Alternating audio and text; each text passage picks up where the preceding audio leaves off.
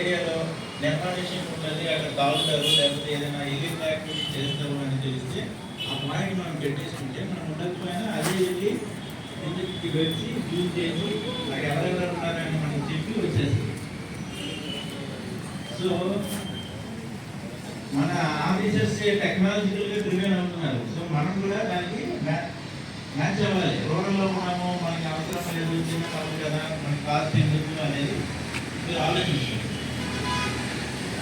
తర్వాత ఇంకో main problem ఏంటంటే మెయింటెనెన్స్ చేయట్లా. మీ దగ్గర కెమెరాస్ పెట్టుంటారా షాపుల్లో?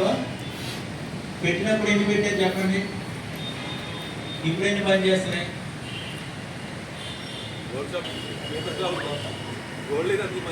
అదే అఫెన్స్ అయ్యింది అంటే ప్రతి దానికి మనకి వార్తలు పెడితే కానీ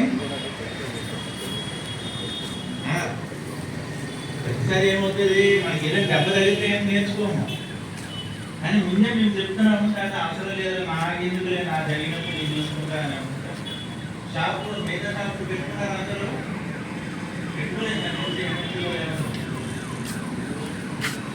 ఈ యొక్క ఏది క్యాష్ హ్యాండ్లింగ్ దగ్గర 2-3 పాయింట్స్ పెట్టుకుంటే ఎవరైనా కొంతమంది చేసినందులో మీకు అవకాశం ఉంటుంది తర్వాత టేస్ట్ చేయడానికి.